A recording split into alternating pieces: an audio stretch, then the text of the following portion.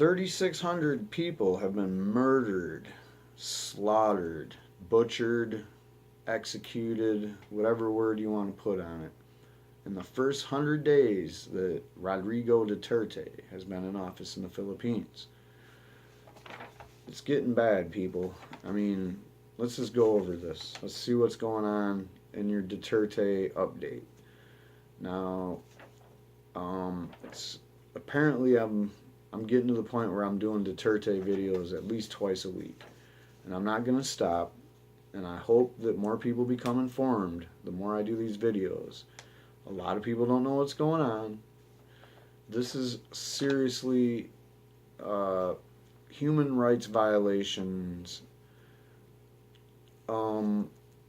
Is unspeakable and totally deplorable acts of murder, and it's genocidal in the way that it's targeting a certain group, and the group is drug addicts. So genealogy, genetically speaking, I don't know if being a drug addict is something that's predetermined by genetics or whatever, but I'll say this: it's a targeted group, and he's trying to wipe them out. So call it what you want. All right. Samuel Osborne. I got a couple of different reports from this individual, and we're talking about your Channel News Asia. And Duterte says he plans on running this crackdown for maybe another 6 months because he can't kill them all. That's the quote. He was elected in May as a promise of preventing the Philippines from becoming a narco state and vowed to kill those involved in supporting or selling illegal drugs. He even likened his national crackdown to the Holocaust and said that he would be happy to slaughter as many addicts as Adolf Hitler massacred Jews. The scale of his crackdown has been unprecedented. A rough estimate puts the death toll around 3,600, including 1,300 suspects killed in gun battles with police, an average of 36 killings a day since he took office in June 30th. So, might as well say July. Let's just say it's like barely October, so about 3 months. That's a lot of people. We're talking 36 a day. Police have launched more than 23,500 raids and arrested 22,500 suspected drug dealers and addicts. More than 1.6 million houses of drug suspects have been visited by police to invite them to surrender and stop using drugs or disengage from the drug trade. About 732,000 addicts and dealers have surrendered, apparently for fear of being killed.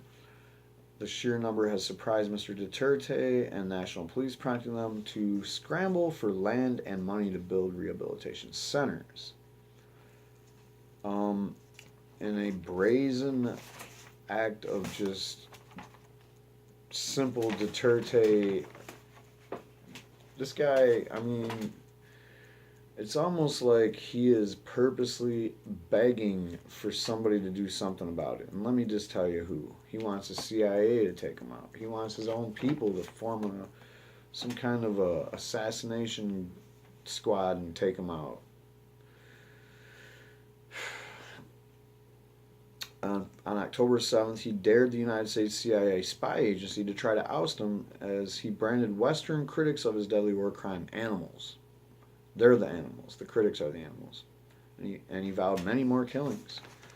In two fiery speeches to mark his 100 days in office, Duterte repeatedly raised the prospect of local or foreign opponents seeking to remove him from power in an effort to stop the violence. But he insisted he would not be intimidated and that his campaign against drugs, in which an average of more than 33 people a day are killed, would not end. Quote, "You want to oust me? You want to use the CIA? Go ahead," Duterte said in a speech in his southern hometown of Davao City, referring to the CIA, the Central Intelligence Agency, while rallying against U.S. President Barack Obama and other critics. Last month, Duterte accused the CIA of plotting to kill him, but he didn't give any specifics. Also on Friday, he referred to a local newspaper columnist who wanted a people power movement or warned that a people power movement could form and try to topple Duterte using the term coined from the revolution to overthrow dictator Ferdinand Marcos in 1986. People power. Be my guest. I don't give a shit, he said. Quote, I'll be ousted? Fine. If so, it's part of my destiny. Destiny carries so many things. If I die, that's part of my destiny. Presidents get assassinated. Unquote. I mean, fucking seriously. He's like, I think he hopes that happens. I mean, this guy really just doesn't give a shit about life, obviously. He's like, fuck it. Kill me. It happens.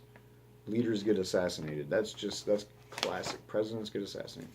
Duterte was elected in a landslide this year, mainly on the pledge to eradicate illegal drugs in society by killing tens of thousands of people. A poll released this week showed the Filipinos overwhelmingly approved Duterte's first 100 days as president. I believe the number is 91%, but don't quote me on that. Rights groups have warned extrajudicial killings are out of control, with shadowy assassins murdering drug addicts, traffickers, petty criminals, and opponents of powerful figures. So, like I said at the outset, and I am going to continue to say, that this is open season murder. All you got to do is murder someone and then make a case for them being a drug addict, or just murder them and not get caught. I'm sure there's no way the police are investigating murders at this point.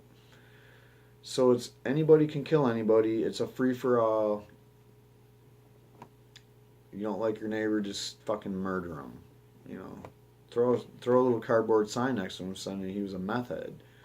That always works. Duterte insists police are only killing in self-defense. Really? And the unexplained deaths are mainly due to drug gangs suddenly fighting each other. And you can also sit around and think of all kinds of other excuses as to why the murders are happening, and it's not your fault. But Duterte's a piece of shit. He's a fucking lunatic. He's a fucking maniac. The people that support him on these message boards can fucking go check into a mental institution. If you think it's better to just round people up and murder them rather than to deal with the real problems that are causing these drug epidemics, you know, and I'm sure in Philippines you have poverty as a major cause of the drug black market to exist. B, it's also a major reason why people fall into the thralls of addiction, because it's a fucking hopeless fucking situation that they live in. You know, when there ain't nothing else going on, fucking scrambling around to get a fucking fix every day might be something to do. I don't know. You know, but just going around killing people because they're fucking drug addicts, that's crazy shit.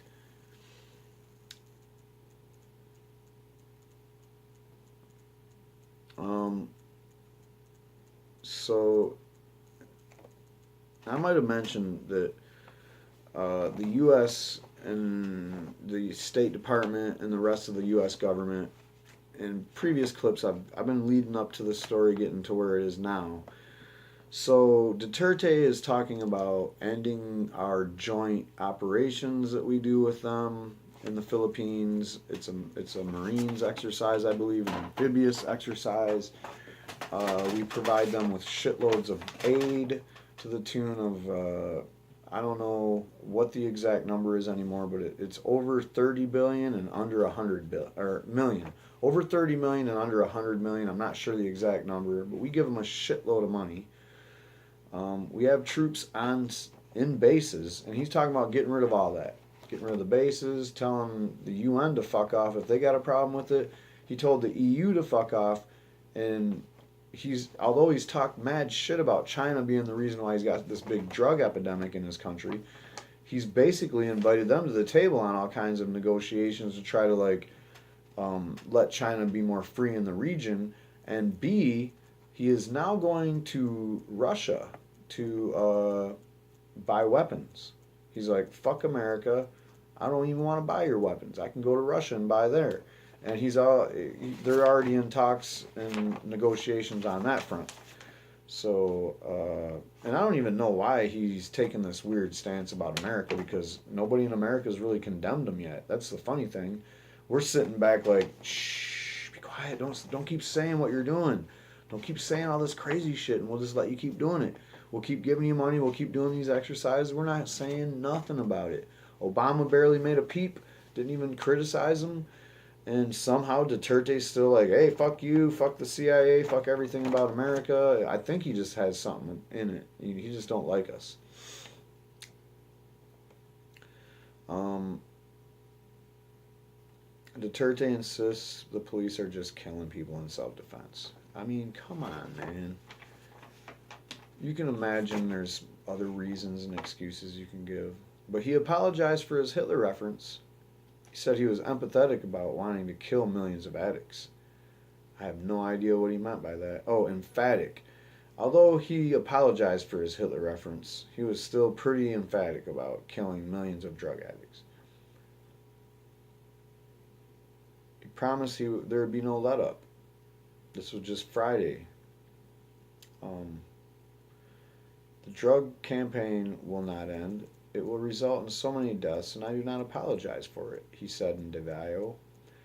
In a barrage of separate tirades against Western critics, Duterte told them not to think they were smarter than him, and he would be prepared with many counter questions if they interrogated him.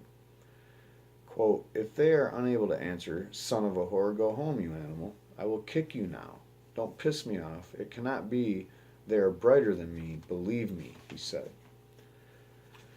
Well, so again, Duterte just spewing rhetoric like Donald Trump on meth. I mean, if you watch him when he's speaking too, he seems like someone just freshly like burned him or roasted his ass and he's trying to get back at him.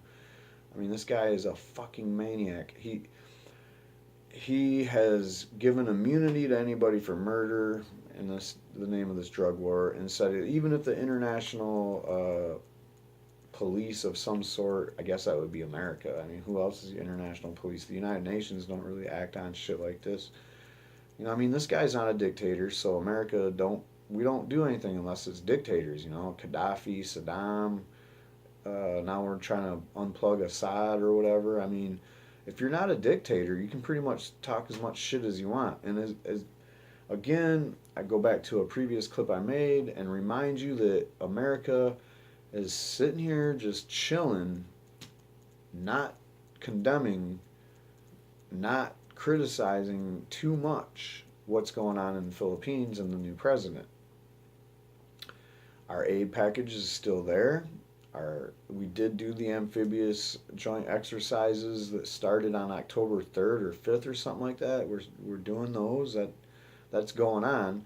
So he's spewing the rhetoric, whether it means anything or not, is that remains. There's actual, like, when he says something, there's actionable on the ground things going on. We don't know that, and I mean, he's not actually pulling the trigger himself. He don't go out in the middle of the night on a dirt bike and pull up to a hut and start shooting it with a Uzi because he knows it's full of meth heads. That's not him. He don't do this.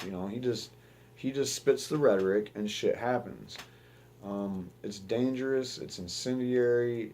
It's got to be stopped. All right. Nobody's saying it loud enough.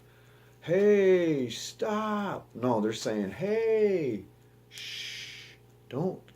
Not so loud. Keep that shit on the DL. We are with you, bro. And I think what it is this whole, all the world leaders are just looking in on it like, well, we can use this as an example later on down the line and be like, an all-out assault drug war failed, so we got to try something different.